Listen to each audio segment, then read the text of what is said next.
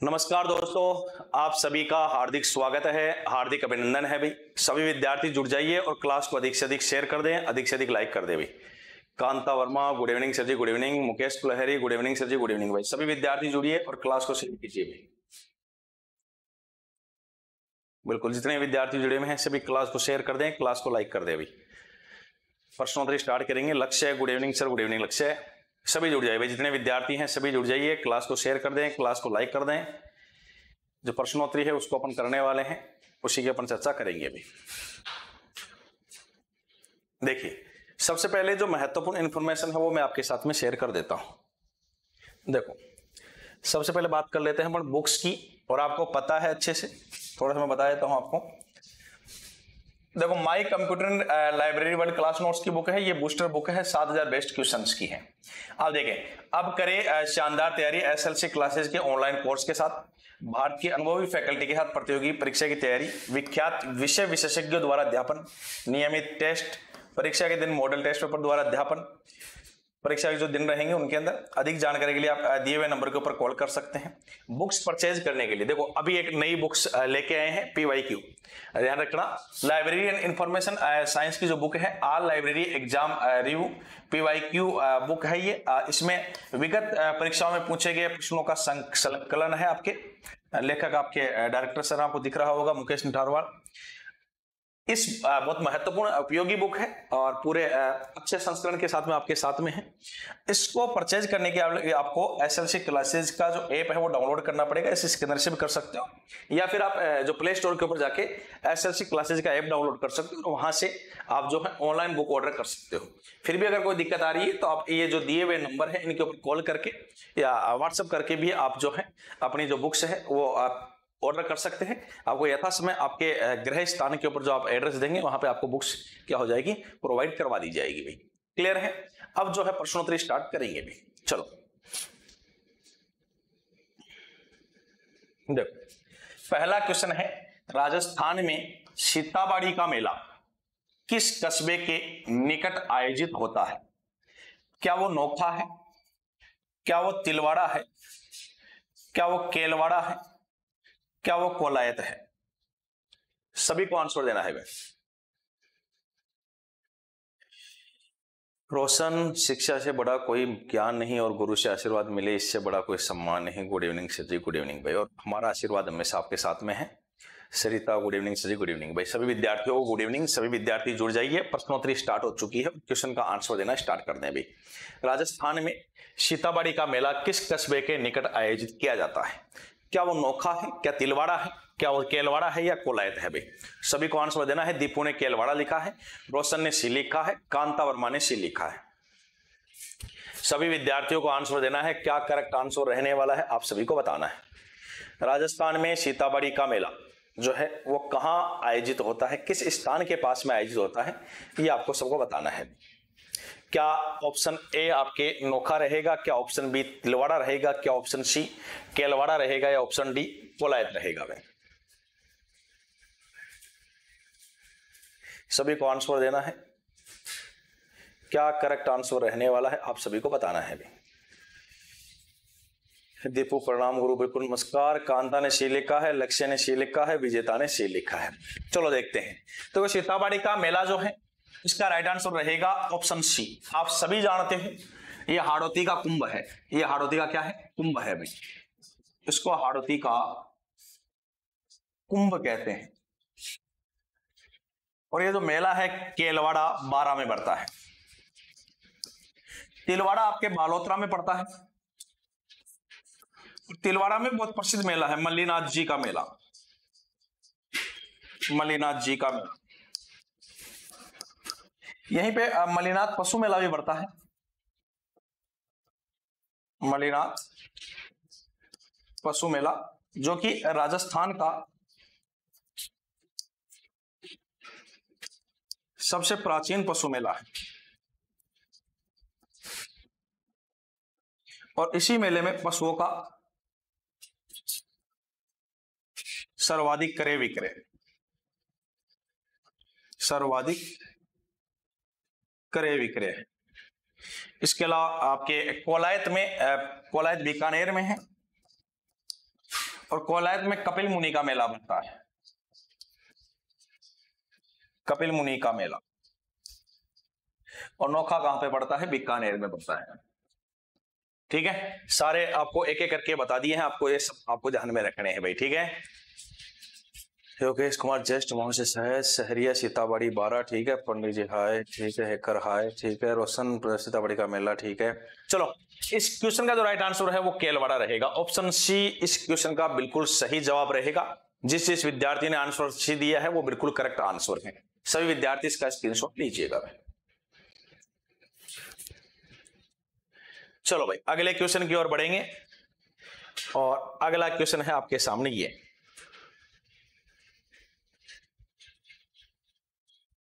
देखो, राजस्थान की बनास संस्कृति संबंध है, क्या नव पाषाण काल से है, क्या पूरा पाषाण काल से है, क्या मध्य पाषाण काल से है, या ताम्र पाषाण काल से है?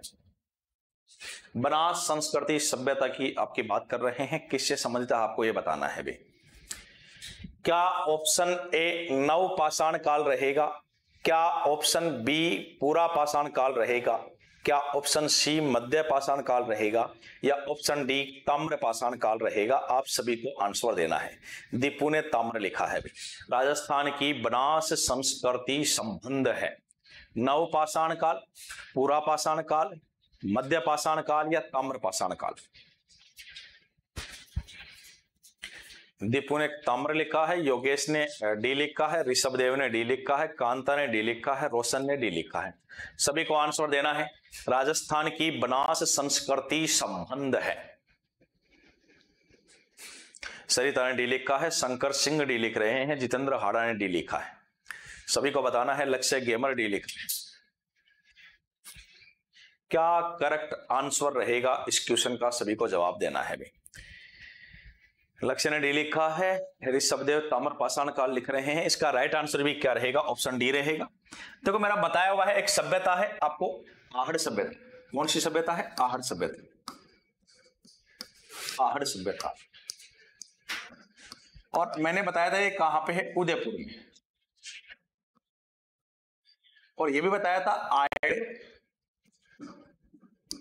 या बेड़स नदी के किनारे और बनास नदी पर स्थित। और मैंने आपको बताया था इसके जो है प्राचीन नाम है, प्राचीन नाम है जैसे आघाटपुर है, आघट दुर्ग है, धूलकोट है, धूलकोट में रेत का टीला। इसके दो उपनाम भी हैं। पहला तो है ताम्रवती नगरी, बहुत प्रसिद्ध है भाई, ताम्रवती नगरी। और दूसरा बनास संस्कृति सभ्यता, बनास संस्कृति सभ्यता। एक आपके जो रहता है वो क्या रहता है? गणेश्वर सभ्यता। एक सभ्यता आपके गणेश्वर, गणेश्वर सभ्यता। ये तो जो है आपके नीम का थाना में है। कहां पे है? नीम का थाना में है। इसे पुरातत्व का पुष्कर कहते हैं, पुरातत्व का पुष्कर कहते हैं। आहड़ को तो ताम्रवती नगरी कहते हैं। आहड़ को तो क्या कहते हैं? ताम्रवती नगरी कहते हैं। गणेश्वर को ताम्रयुगीन सभ्यता की जननी कहते हैं। गणेश्वर को ताम्रयुगीन सभ्यता की जननी कहते हैं क्योंकि सर्वप्रथम तांबे की वस्तुएं मिली, तांबे की वस्तुएं मिली। तो बात समझ में आ रही होगी। अपन बनास संस्कृति की बात कर रहे थे, बनास संस्कृति सभ्यता की बात कर रहे थे। किस काल संबंध है? तो वो काल कौन सा है? ताम्र पाषाण काल है। इसके बारे में थोड़ा सा आपको बताया है कि आहड़ सभ्यता जो है वह उदयपुर में है और आयडिया बेडस नदी के किनारे और बनास नदी के पर स्थित है। प्राचीन नाम इसका आघाटपुर है, आघड़ दुर्ग है, धूलकोट इसको रेत का टीला कहते हैं, इसको ताम्रवती नगरी कहते हैं। तो सीधी सी बात है, ताम्र काल की रहेगी। और बनास संस्कृति सभ्यता भी कहते हैं, बनास नदी के ऊपर स्थित है। फिर मैंने गणेश्वर को बताया कि गणेश्वर जो है वो नीमका थाना में है। गणेश्वर जो है कांतली नदी के किनारे है। कौन सी नदी के किनारे है? कांतली नदी के किनारे। कौन सी नदी के किनारे है? कांतली नदी के किनारे विकसित है। इसको पुरातत्व का पुष्कर कहते हैं, नीमका थाना में है। यहां से सर्वप्रथम तांबे की वस्तुएं मिलती है, इसलिए इसको ताम्रयुगीन सभ्यता की क्या कहते हैं? जननी कहते हैं। तो गणेश्वर सभ्यता और आहड़ सभ्यता दोनों की अपन ने चर्चा कर ली है। तो सभी विद्यार्थी जो है लगभग के आए होंगे आंसर। ठीक है, हो गया। तो सभी आप इसका स्क्रीनशॉट लीजिए भाई।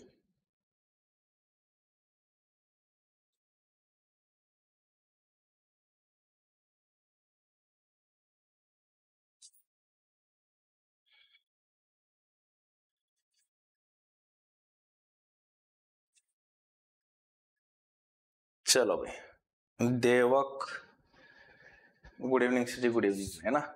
चलो अगला क्वेश्चन। 1194 ईस्वी में लड़ा गया युद्ध में जिसमें मोहम्मद गौरी ने जयचंद को पराजित किया था, बताओ यह युद्ध कौन सा था? क्या वो तराइन का युद्ध था? क्या आपके भूताड़ा का युद्ध था? क्या खजुआ का युद्ध था? या चंदावर का युद्ध था? भाई सभी को आंसर देना है, सभी को आंसर देना है। 1194 में लड़ा गया युद्ध जिसमें मोहम्मद गौरी ने जयचंद को पराजित किया था, बताओ वह युद्ध कौन सा? देवक डी लिख रहे हैं, योगेश ने डी लिखा है, रोशन ने डी लिखा है, चंद्रकला ने डी लिखा है। सभी को आंसर देना है। राइट आंसर क्या रहेगा? जितने विद्यार्थी जुड़े हुए हैं सब क्लास को शेयर कर दें, क्लास को लाइक कर दें भाई, है ना। और राइट आंसर दीजिए भाई, क्या आंसर रहेगा? कांता वर्मा ने डी लिखा है, ऋषभ चंदावर लिख रहे हैं। 1194 में लड़ा गया युद्ध जिसमें मोहम्मद गौरी ने जयचंद को पराजित किया था, बताओ वह युद्ध कौन सा था? विजेता माथुर ने डी लिखा है, दीपू ने डी लिखा है, सरिता ने डी लिखा है। सभी को आंसर देना है। 1194 में लड़ा गया युद्ध जिसमें मोहम्मद गौरी ने जयचंद को पराजित किया था, बताओ वह युद्ध कौन सा था? दीपू डी लिख रहे हैं, सरिता ने डी लिखा है, शंकर सिंह ने डी लिखा है, लक्ष्य ने डी लिखा है। सभी को आंसर देना है, क्या राइट आंसर रहेगा भाई? चलो जितने विद्यार्थी आंसर दे रहे हैं बिल्कुल सही है, सभी का राइट आंसर है ऑप्शन डी है। मेरा बताया हुआ है आपको 1194 में कौन सा युद्ध होता है? चंदावर का युद्ध।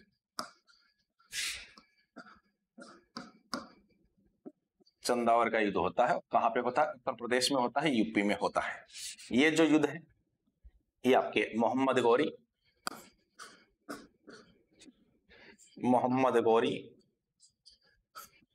वर्सेस जयचंद गढ़वाल के मध्य होता है और इसमें मोहम्मद गौरी क्या रहता है? विजेता रहता है। इसमें मोहम्मद गौरी क्या रहता है? विजेता रहता है। तो चंदावर का युद्ध जो है उत्तर प्रदेश में 1194 में, जब 1193 के पहला युद्ध तो जो है, फर्स्ट युद्ध तो 1191 में है और सेकेंड युद्ध जो है 1192 में है। इसके जस्ट बाद में ही जब पृथ्वीराज को पराजित कर दिया था उसके बाद में ये अभियान करता है, किसके खिलाफ? जयचंद गढ़वाल के खिलाफ अभियान करता है और जयचंद गढ़वाल को क्या करता है? पराजित करता है। भाई क्या करता है? जयचंद गढ़वाल को क्या करता है? पराजित करता है। ये वही जयचंद गढ़वाल है जिसकी पुत्री का नाम संयोगिता है भाई। ये वही जयचंद गढ़वाल है जिसकी पुत्री कौन है? संयोगिता है, जिसका सम्राट पृथ्वीराज चौहान तृतीय ने क्या कर लिया था? अपहरण कर लिया था। ये वही संयोगिता है भी। तो जयचंद गढ़वाल है। संजू प्रजापत गुरुजी good evening, good evening Sanju. सभी विद्यार्थी जो है इसका स्क्रीनशॉट लेंगे ना। योगेश कुमार साहब, दिल्ली पुलिस में हूं और लाइब्रेरियन 3rd ग्रेड में आना चाहता हूं। ऐप पर इसकी लिए टेस्ट सीरीज कब तक शुरू हो जाएगी? ऐप पे टेस्ट सीरीज चल रही है योगेश। आप जो शुरुआत में नंबर दिए हुए हैं उनके ऊपर जो है कॉल कर लीजिए एक बार। टेस्ट सीरीज चल रही है भाई। देवक पृथ्वीराज हो गया ना। तो एक बार आप सभी विद्यार्थी जो है इसका स्क्रीनशॉट ले लीजिए भाई, है ना। स्क्रीनशॉट लीजिए, फिर अगले क्वेश्चन की ओर बढ़ेंगे।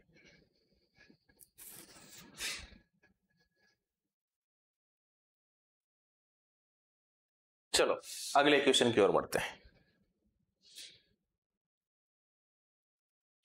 अगला क्वेश्चन है, भूताड़ा का युद्ध किस किस के मध्य लड़ा गया था? क्या बप्पा रावल और चित्रांगद मौर्य के मध्य होता है? क्या जैत्र सिंह और शेर शाह के मध्य होता है? क्या राणा हमीर और जैत्र सिंह के मध्य होता है? क्या जैत्र सिंह और इल्तुतमिश के मध्य होता है? भाई सभी को आंसर देना है, क्या राइट आंसर रहेगा? रोशन प्रजापत ने डी लिखा है। भूताड़ा के युद्ध की बात कर रहे हैं, किस किस के मध्य लड़ा गया था आपको यह बताना है। क्या ऑप्शन ए बप्पा रावल और चित्रांगद मौर्य के मध्य होता है? क्या जैत्र सिंह और शेर शाह सूरी के मध्य होता है? क्या राणा हमीर और जैत्र सिंह के मध्य होता है? क्या जैत्र सिंह और इल्तुतमिश के मध्य होता है? योगेश कुमार सर वो शायद सेकंड ग्रेड के लिए ही है, तो एक बार आप योगेश है ना एक बार कॉल कर लीजिए तो आपको इन्फॉर्मेशन प्रॉपर मिल जाएगी, है ना। कॉल कर लो आप, जो एसएलसी क्लासेस के नंबर हैं, हेल्पलाइन नंबर है, उनके ऊपर कॉल कर लीजिए, आपको प्रॉपर इन्फॉर्मेशन मिल जाएगी क्या सीन है। संजू ने डी लिखा है, कांता ने डी लिखा है, शंकर सिंह डी लिख रहे हैं, सुमित्रा ने डी लिखा है, दीपू ने डी लिखा है, देवक ने ए लिखा है, सरिता ने डी लिखा है, जितेंद्र हाड़ा डी लिख रहे हैं, लक्ष्य गेमर ने डी लिखा है। सभी के आंसर आ रहे हैं और सभी के आंसर लगभग के डी है भाई। जिन जिन विद्यार्थियों ने डी आंसर दिया है बिल्कुल करेक्ट आंसर है, बिल्कुल करेक्ट आंसर। एक बार स्क्रीनशॉट लीजिए, फिर थोड़ा मैं आपको बताता हूं। चलो देखो, इसके बारे में थोड़ा सा बता देता हूं। मैंने आपको पढ़ाया था कि मेवाड़ के एक शासक थे, कहां के? मेवाड़ के। और मेवाड़ के शासक थे उस समय जैत्र सिंह। जैत्र सिंह थे आपके शासक जो थे।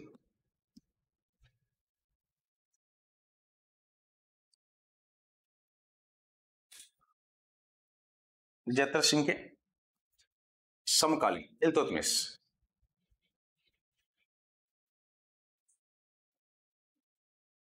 जैत्र सिंह के समकालीन।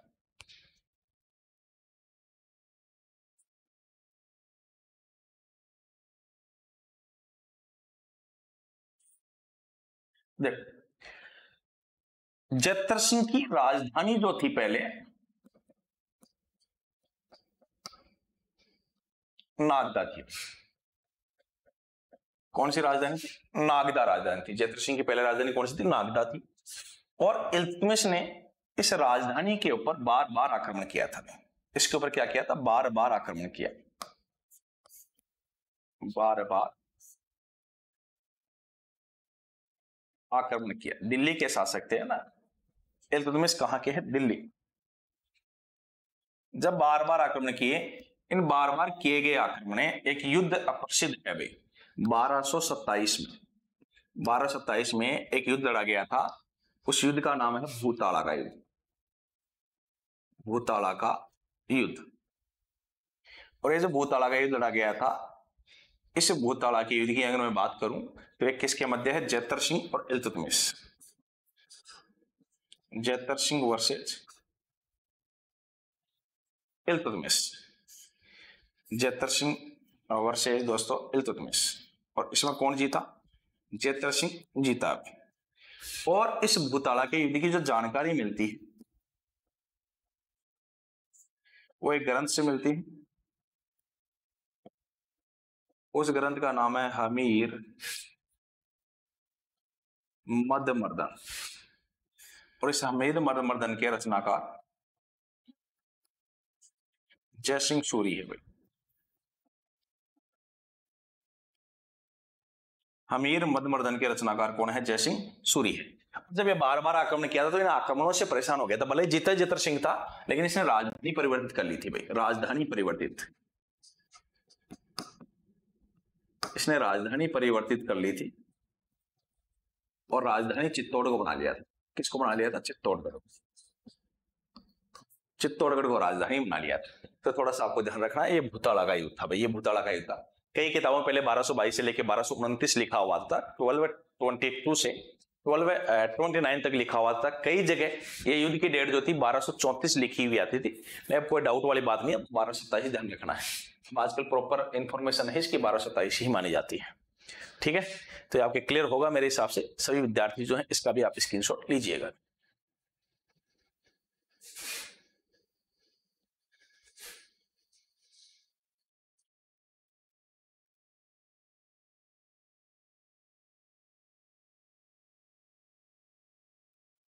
चलो भाई आगे बढ़े।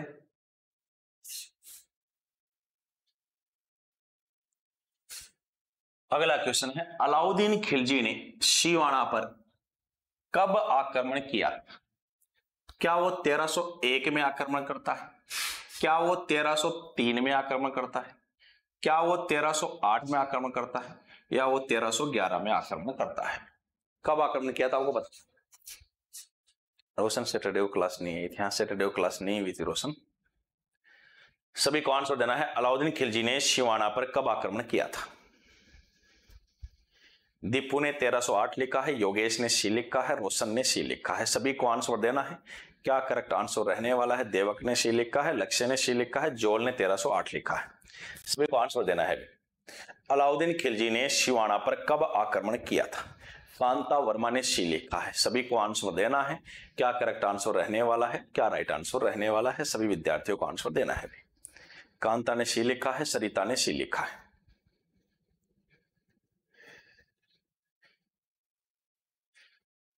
विजेता माथुर ने सी लिखा है।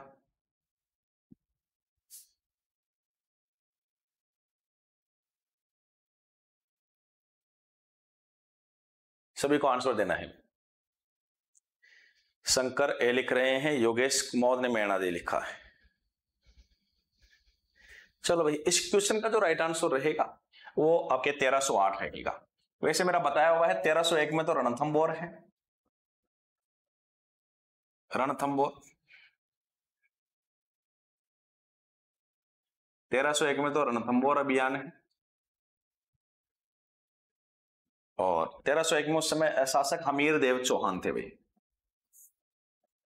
हमीर देव चौहान थे जिनके खिलाफ यह अभियान किया था। 1303 में चित्तौड़ अभियान है। और दोस्तों इस समय जो शासक थे वो रावल रतन सिंह थे। तीसरा जो अभियान था वो सिवाना अभियान है। और इस समय जो शासक थे वो सातल देव थे। चौथा जो अभियान है 1311 अभियान है और ये जालोर पे है। और इस समय शासक जो थे वो कानड़ देव थे। सारे के सारे अभियान में ही अलाउद्दीन खिलजी क्या रहते हैं? विजयी रहते हैं। सारे के सारे अभियान में ही अलाउद्दीन खिलजी विजयी रहते हैं। और आप देख सकते हो सबके अलग अलग हैं। अब मैं सबके सेनापति बता देता हूं। अमीर का जो सेनापति, इधर शासक और सेनापति, इस समय जो सेनापति थे उनके भी नाम लिख देता हूं। अमीर का जो सेनापति था वो थे रणमल और रतिपाल, रणमल और रतिपाल। इन्होंने विश्वासघात किया था इनके साथ में। अमीर के बाद में चित्तौड़ वाला है, चित्तौड़ के रावल रतन सिंह है। और आप सभी जानते हो रावल रतन सिंह तो बहुत प्रसिद्ध शासक है। इनकी पत्नी पद्मिनी, नाम सुना होगा आपने, पद्मिनी। तो इनके जो सेनापति हैं वो गोरा और बादल है, गोरा बादल।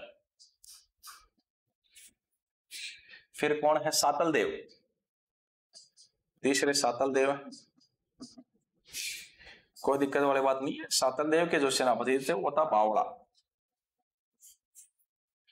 और चौथे कौन है? कानड़ देव चौहान, कानड़ देव चौहान है। और इनके जो सेनापति थे वो थे दहिया राजपूत बीका। तो ध्यान रखना, इसने विश्वासघात किया था, इन्होंने विश्वासघात किया था, बावड़ा ने विश्वासघात किया था और रणमल रतिपाल ने विश्वासघात किया था। भाई ये वो व्यक्तित्व हैं, वो सेनापति हैं जिन्होंने विश्वासघात किया था इनके साथ में। हाँ भाईला पवार लिख लो या भावला लिख लो, एक ही बात है। भाईला भी लिख सकते हो इसको। कहाँ गए? भाईला लिखा है, आप पूरा डिटेल में लिखा है मैं, है ना। तो मेरे हिसाब से ये अभियान आपके क्लियर होगा। पिंकी सारस्वत, राधे राधे गुरुजी, बिल्कुल राधे राधे पिंकी। मिस पूजा, ठीक है, ओके भाई। तो सभी विद्यार्थी जो है इसका एक बार स्क्रीनशॉट लीजिएगा भाई।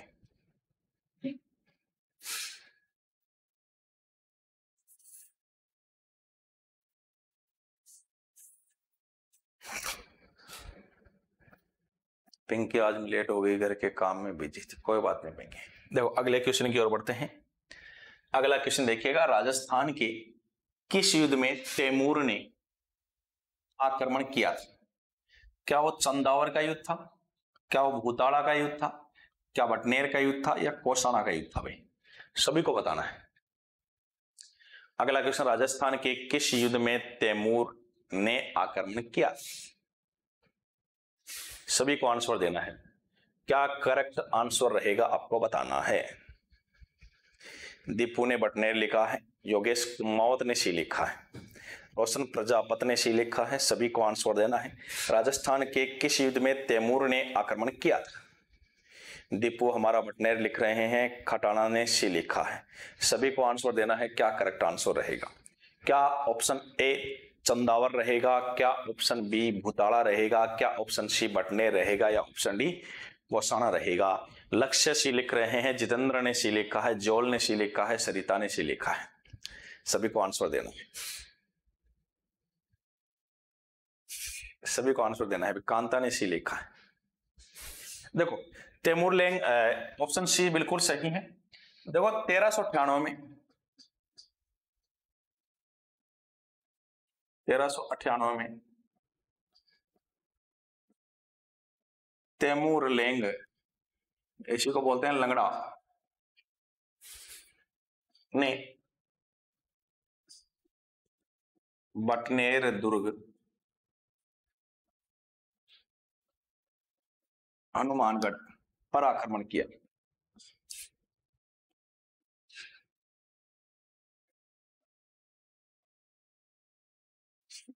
इस आक्रमण के दौरान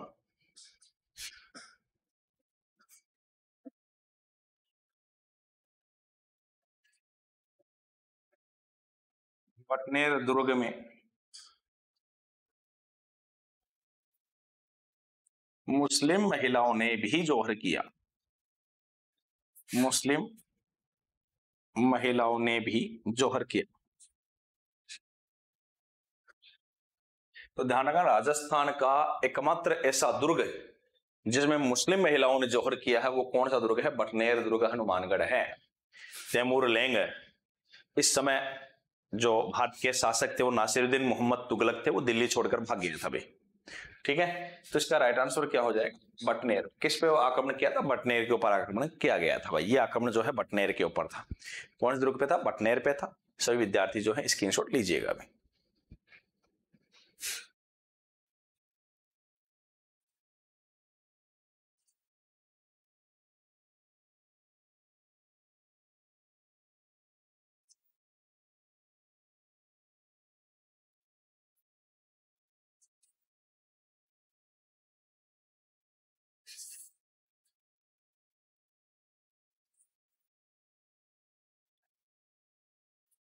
ठीक है भाई।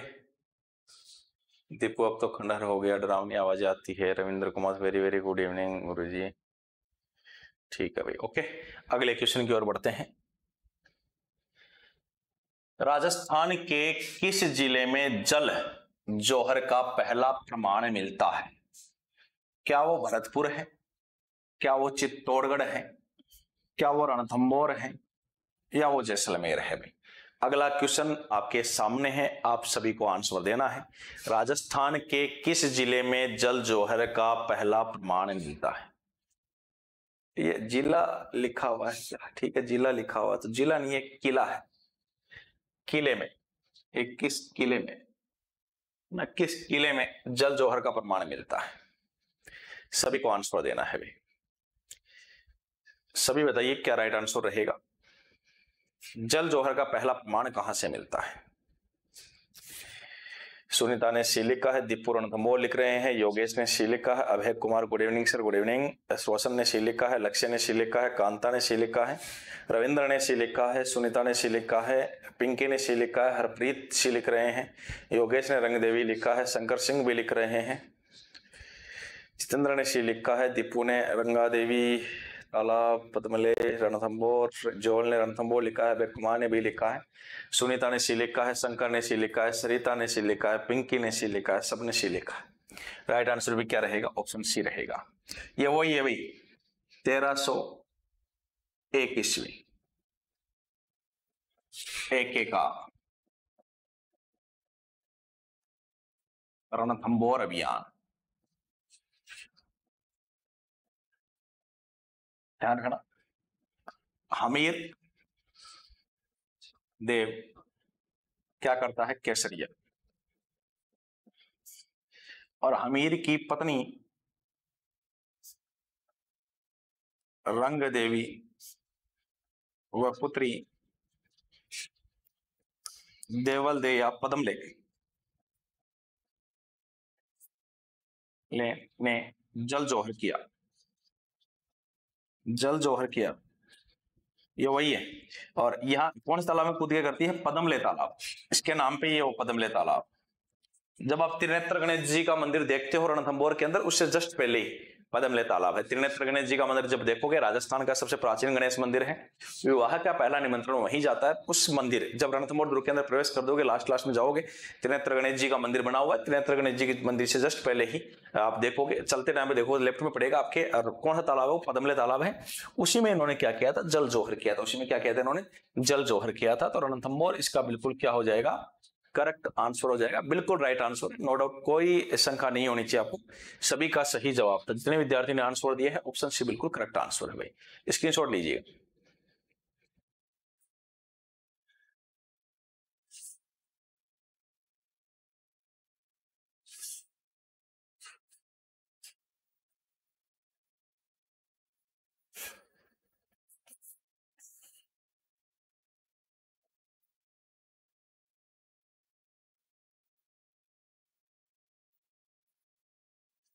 ऐसे प्रतीक चिन्ह कैसे आएगा?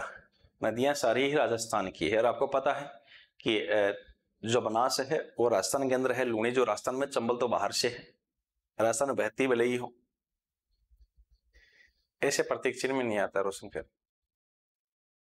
ठीक है, अगला क्वेश्चन, खातौली का युद्ध कब हुआ था? क्या 1527 में हुआ?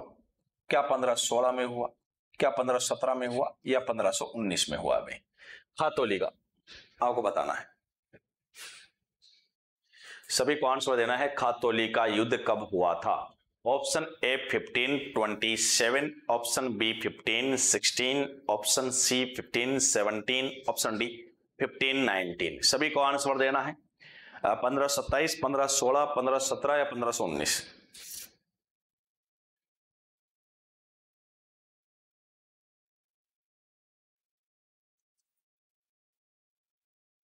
ठीक है, योगेश सी लिख रहे हैं, देवक ने सी लिखा है, रविंद्र ने सी लिखा है, सुनीता ने 1517 लिखा है, रोशन ने ए लिखा है, अभय सी लिख रहे हैं, कांता ने सी लिखा है, देवक सी लिख रहे हैं, लक्ष्य ने सी लिखा है, वीरू कंवर ने सी लिखा है, दीपू ने सांगा, इब्राहिम लोधी लिखा है, जोल ने 1517 लिखा है, रोशन प्रजापत ने सी लिखा है, पिंकी सारस्वत ने सी लिखा है, सरिता सैनी ने सी लिखा है, योगेश कुमार, इब्राहिम लोधी राणा सांगा लिख रहे हैं, अभय कुमार ने 1517 लिखा है। टैलेंटेड हो गए सारे के सारे, बिल्कुल सही बात है।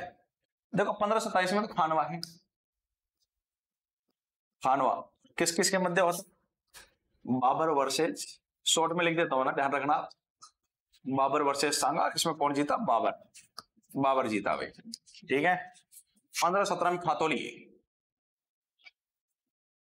खातौली ये आपके सांगा, सांगा खातौली का, सांगा वर्सेज इब्राहिम लोधी, इब्राहिम लोधी, कौन जीता भाई? सांगा जीता। 1519 वाला गागरोन का युद्ध, गागरोन का युद्ध, सांगा वर्सेज महमूद खिलजी सेकंड, संघ वर्सेस महमूद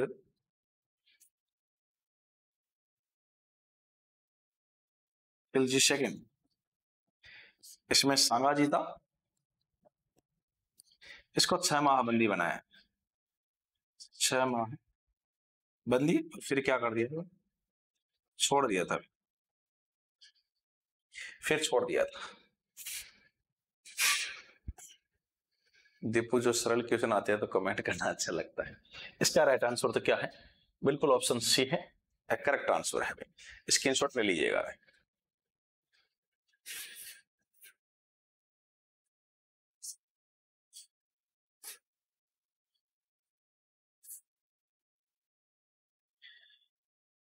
चलो भैया, राहुल राम राम सा गुरु जी, बिल्कुल जय श्री राम। अगले क्वेश्चन की ओर बढ़ते हैं। चौसा के युद्ध में शेर शाह ने किसे पराजित किया था?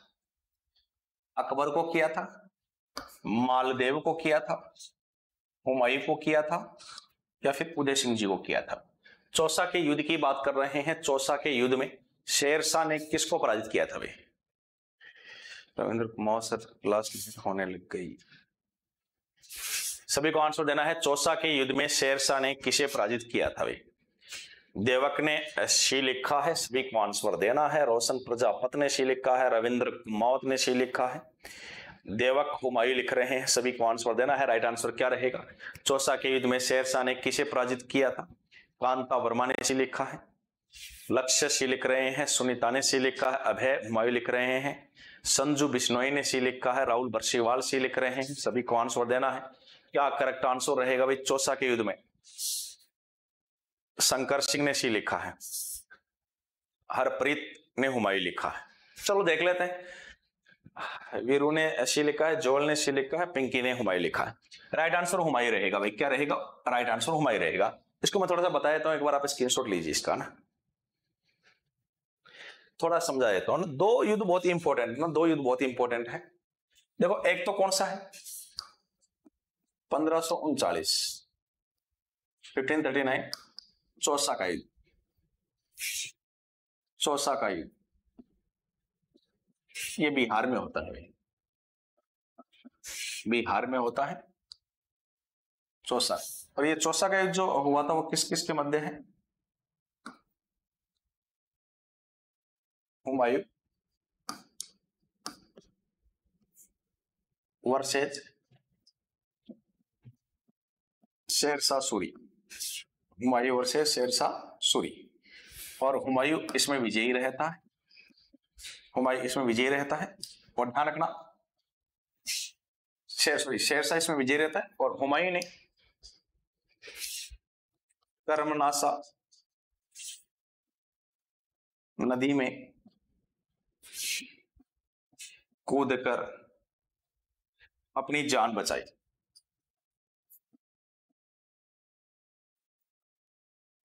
इसकी जान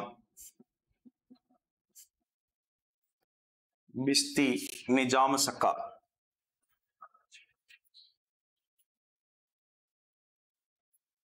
ने बचाई।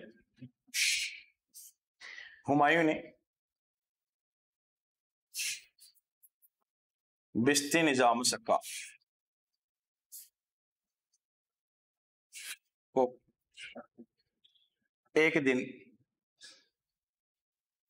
बिस्ती निजाम सक्का को एक दिन का भारत का बादशाह बनाया, भारत का बादशाह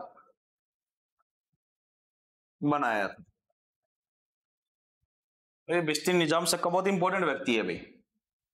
ये जब बादशाह बनाता था बिस्ती निजाम सक्का ने अपने नाम से खुतवा पढ़वाया। खुतवा नमाज के समय जो इबादत की जाती है, इबादत करते हैं, उसको बोलते हैं खुतवा। ठीक है रविंद्र कुमार, मैनू आपकी क्लास बहुत अच्छी लगा है सर। ओके, धन्यवाद रविंद्र। सर ये लोग इतने युद्ध क्यों करते हैं? आज नहीं देखते कि आज भी होती है लड़ाइयां। तो शासन चाहिए तो सीधी सी बात है, साम्राज्य विस्तार के लिए करते हैं। खुतवा बता दिया है, नमाज के बाद जो इबादत की जाती है उसको खुतवा कहते हैं। और ध्यान रखना, बिश्ती निजाम सक्का ने चमड़े के सिक्के चलाए थे भाई, चमड़े के सिक्के चलाए थे इसने। इसके तुरंत बाद में एक युद्ध और होता है ना 1540 में, 1540 में कौन सा युद्ध है? कन्नौज या बिलग्राम का युद्ध? बिलग्राम का युद्ध। और ये कहां पे होगा? उत्तर प्रदेश में होता है, यूपी में होता है। अभी कहां पे होता है? उत्तर प्रदेश में होता है। और ये युद्ध जिनके मध्य होता है वो ध्यान रखिए, दोनों यही व्यक्ति हैं। एक तो आपके हुमायूं है, हुमायूं वर्सेस शेरशाह सूरी, शेरशाह सूरी। और इसमें हुमायूं निर्णायक रूप से पराजित हुआ, निर्णायक रूप से पराजित हुआ। देखो ध्यान रखना, हुमायूं भारत का शासक रहता है 1530 से 40 और फिर सीधा 55 से 56, 1555 56, क्योंकि 15 साल तक हुमायूं जो है निर्वासन काल में रहे थे। हुमायूं का जो कार्यकाल है, पहला कार्यकाल क्या है? 1530 से लेके 1540, और दूसरा कार्यकाल क्या है? 1555 से लेके 1556। इसी बार पिछली बार जो पटवार लगी जिसमें क्वेश्चन पूछा गया था कि भारत का ऐसा कौन सा शासक है जो 15 वर्ष तक निर्वासन काल में रहा था भाई? तो 15 वर्ष तक निर्वासन काल में रहने वाले हुमायूं थे। एक इतिहासकार थे लेनपुल, इतिहासकार एक लेनपुल है, उनका कथन आता है कि हुमायूं का शाब्दिक अर्थ होता है भाग्यशाली। हुमायूं का शाब्दिक अर्थ क्या होता है? भाग्यशाली होता है। लेकिन हुमायूं इतना दुर्भाग्यशाली व्यक्ति था कि हुमायूं जिंदगी भर ठोकरें खाता रहा और ठोकर खाकर ही इसकी क्या हो गई? मृत्यु हो गई। हुमायूं की मृत्यु जो डेथ होती है वो लाइब्रेरी, दीन पनाह महल में लाइब्रेरी की सीढ़ियों से गिरकर हो गई थी। इसलिए लेनपुल कहते हैं कि हुमायूं का शाब्दिक अर्थ तो क्या होता है? भाग्यशाली होता है। लेकिन हुमायूं जिंदगी भर क्या रहा? ठोकरें खाता रहा, ठोकर खाकर ही क्या हुआ? निकल लिया साथ। तो लेनपुल कहने के लिए कथन भी आता है। थोड़ा कम करते तो हमें कम याद करना पड़ता है इनके साथ। ओके ठीक है भाई, तो ये क्लियर होगा मेरे हिसाब से ना। तो एक बार आप स्क्रीनशॉट इसका भी लीजिए।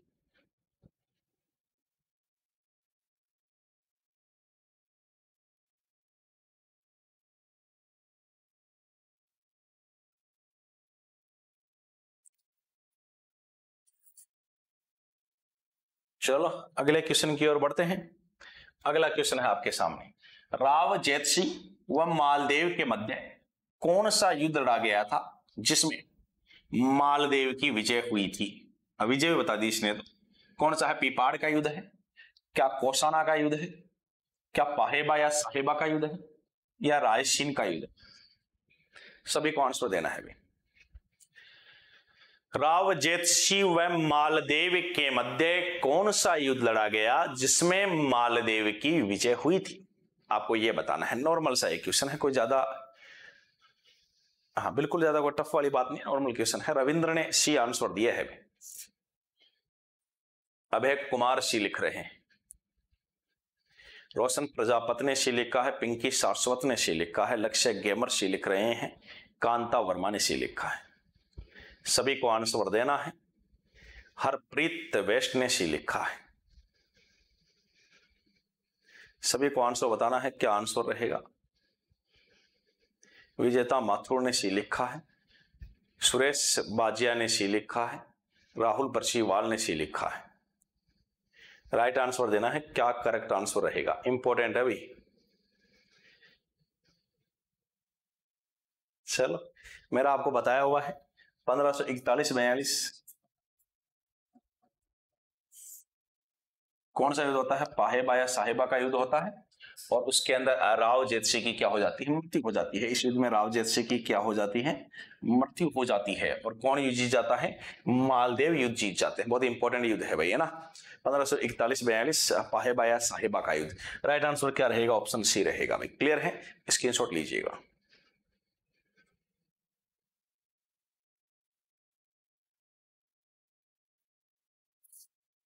चलो भाई अगले क्वेश्चन की ओर बढ़ते हैं।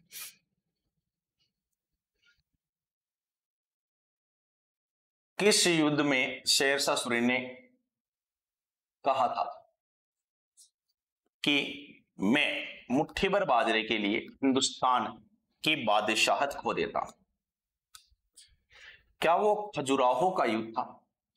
क्या वो बिलग्राम का युद्ध था? क्या वो पाहेबा का युद्ध था? क्या वो गिरी सुमेल का युद्ध था? सभी को आंसर देना है। किस युद्ध में शेरशाह सूरी ने कहा था कि मुट्ठी भर बाजरे की खातिर हिंदुस्तान की बादशाहत खो देता?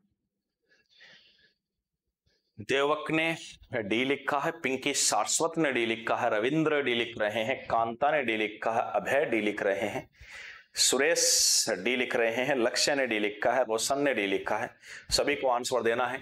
किस युद्ध में शेरशाह सूरी ने कहा था कि मैं मुट्ठी भर बाजरे के लिए हिंदुस्तान की बादशाहत खो देता? पिंकी ने डी लिखा है, जितेंद्र सी लिख रहे हैं। Option A, option B, option C या ऑप्शन डी, क्या करेक्ट आंसर रहेगा? सरिता ने डी लिखा है।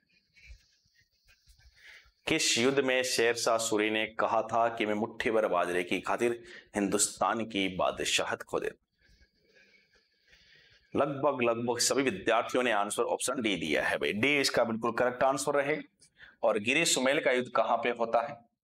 तो ध्यान रखना, गिरी सुमेल बोले इसको क्या बोल सकते हो? जैतारण का युद्ध। क्या बोलते हैं इसको? जैतारण का युद्ध। गिरी सुमेल का युद्ध बोल दो या जैतारण का युद्ध बोल दो। कौन से जिले में होता है? ब्यावर में होता है। वर्तमान में स्थान कहां पे है? ब्यावर में है। और ये कब हुआ था? 5 जनवरी 1544 ईस्वी या 1600 विक्रम संवत। विक्रम संवत क्या है? 1600। इसमें युद्ध होता है। और युद्ध किस किस के मध्य था? तो मालदेव वर्सेस शेरशाह सूरी। और इसमें मालदेव के 2 सेनापति थे, जेता और कुपा। और इसको धोखे से इसने क्या कर दिया था? मरवा दिया था। और युद्ध कौन जीत गया था? शेरशाह युद्ध जीता था। जेता कुपा 99 युद्धों के विजेता है। 99 युद्धों का विजेता जेता और कुपा। मालदेव जो है 52 युद्धों का विजेता है। 52 युद्धों का विजेता। कंसेप्ट समझ में आ रही होगी।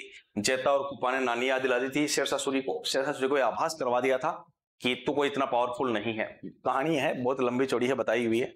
तो शेरशाह को एक बार यह आभास हो गया था कि भाई ये बीकानेर के लिए आया था, मुख्य रूप से बीकानेर के कल्याण मल को बीकानेर दिलाने के लिए और जोधपुर पे अधिकार करने के लिए। लेकिन जब इसको पता चला कि जोधपुर और बीकानेर के चक्कर में अपने हाथ से तो क्या निकल जाता?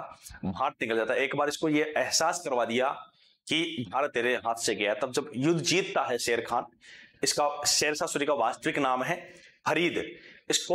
इसने जो है निहत्ते शेर का शिकार किया था, इसलिए बिहार के शासक बहार खान लोहानी ने इसको उपाधि दी थी शेर खान की।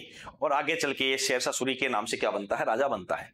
तो शेरशाह सूरी ने कहा था कि मैं मुट्ठी भर बाजरे की खातिर हिंदुस्तान की क्या खो देता? बादशाहत खो देता। किस युद्ध को जीतने के बाद में कहता है? गिरी सुमेल के युद्ध को जीतने के बाद में कहता है।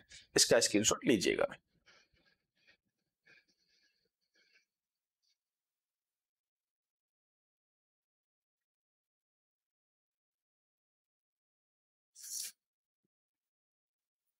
चलो भाई, अकबर की किस बंदूक से जयमल राठौड़ घायल हुए थे? क्या एनफील्ड राइफल थी? क्या AK-47 थी? क्या तौसर थी या संग्राम थी?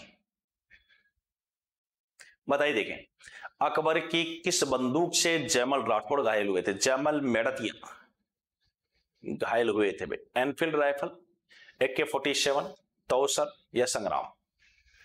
कौन सी है भाई? सभी को आंसर देना है। देवक डी लिख रहे हैं। सभी को आंसर देना है। क्या राइट आंसर रहेगा? Option A Enfield, option B AK-47, option C तौसर, ऑप्शन डी संग्राम। कांता ने डी लिखा है, देवक ने संग्राम लिखा है, रोशन ने डी लिखा है, जितेंद्र ने डी लिखा है, हरप्रीत ने डी लिखा है, जोल ने डी लिखा है, सरिता ने डी लिखा है, लक्ष्य ने डी लिखा है। सभी को आंसर देना है। अभय कुमार डी लिख रहे हैं, पिंकी सारस्वत ने डी लिखा है, सुनीता ने डी लिखा है। और आप सभी जानते हो उस बंदूक का नाम रितु ने डी लिखा है। उस बंदूक का नाम क्या है? संग्राम है। क्या है? संग्राम है। 1567-68। चित्तौड़ अभियान था भैया। कौन सा अभियान था? चित्तौड़ अभियान। और आपको पता है 2 व्यक्ति थे इसके अंदर, जयमल मेड़तिया और फत्ता सिसोदिया। ये थे 2 व्यक्ति। और जयमल को क्या लगी थी? बंदूक की गोली। बंदूक की गोली लगी थी। तो बंदूक का नाम क्या था? संग्राम।